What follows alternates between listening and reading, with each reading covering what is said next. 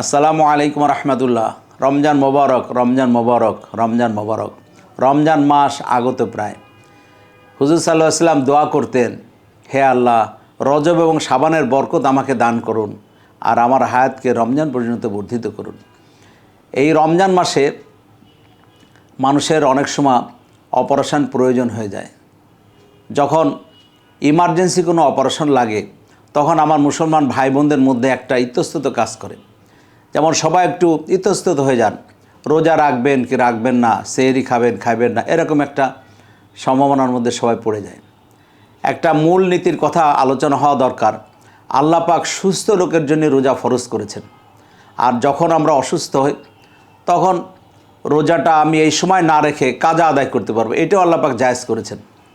তার মধ্যে একটা কথা আছে যে এখন তথ্য প্রযুক্তি যেমন উন্নত হয়েছে, আমাদের অপারেশনের টেকনোলজিতে অনেক উন্নত হয়েছে এবং হাইটেক ব্যবহার করি আমরা অপারেশনে। যেমন উদাহরণস্বরূপ বলা যায়, গত বছর একজন ডাক্তার সাহেব, আমার সিনিয়র ভাই, পাশের এক হসপিটালের ডিরেক্টর, ওনার ইউরেটারের মধ্যে একটা পাথর এসে আটকে গেল, প্রচণ্ড ব্যথা শুরু হলো এবং উনি একদম কাতর হয়ে পড়লেন ব্যথায়, কোমরে ব্যথা নিয়ে। তো উনি এসে বললেন কি যে শোনো, আমার চিকিৎসা তো দরকারি, কিন্তু আমার তারাবি এবং রোজা ঠিক রেখে করা সম্ভব কিনা। আমি বললাম যে অবশ্যই করা সম্ভব, এবং আমরা এইভাবে ডিজাইন করলাম যে উনি রোজা রাখবেন সারাদিন, ইফতারও করবেন পরিপূর্ণ আকারে, ইফতার করার পরে আর কিছু উনি খাবেন না। তারপরে উনিও এশার নামাজ পড়লেন, তারাবির নামাজ শেষ করলেন, আমাদেরও তারাবি শেষ হলো।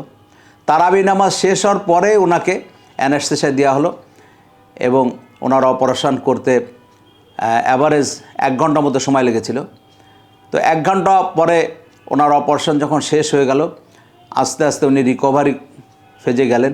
ওনার অ্যানেস্থেসিয়া, স্পাইনাল অ্যানেস্থেসিয়া দেওয়া হয়েছিল। স্পাইনাল অ্যানেস্থেসিয়া থেকে উনি রিকভারি করলেন এবং সেহরির সময় আসার আগেই উনি পরিপূর্ণ আকারে ওনার পা নাড়াইতে পারলেন এবং অ্যানেস্থেসিয়ার ইফেক্ট চলে গেল। উনি সেহরিও গ্রহণ করলেন, মানে পরের দিনে উনি রোজা রাখলেন।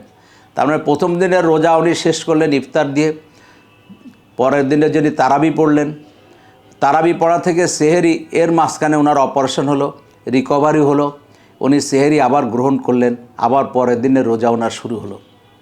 তার মানে কি, কোনো অপারেশন যদি প্রয়োজনীয় হয়ে পড়ে, রোজা ঠিক রেখেই এই হাইটেক ব্যবহার করে, যেখানে অল্প সময় হসপিটালে স্টে আছে, একটু সময়ের তারতম্য করলেই রোজাও রাখা যায়, তারাবিও পড়া যায় এবং অপারেশনটাও করা সম্ভব হয়।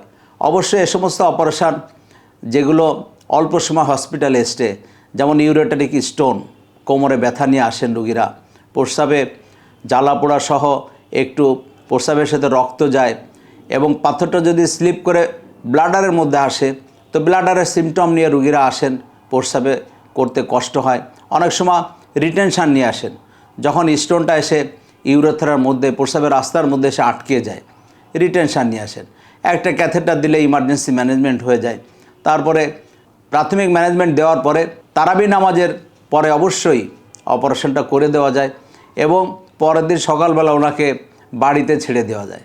তার মানে ওনার রোজা ছাড়া লাগে না, তারাবিও ছাড়া লাগে না, অথচ অপারেশন পূর্ণাঙ্গ আকারেই অপারেশন করে ওনাকে বাড়িতে হাসি মুখে বিদায় দেওয়া সম্ভব হয়। ভালো থাকুন, সুস্থ থাকুন। আসসালামু আলাইকুম রহমতুল্লাহ।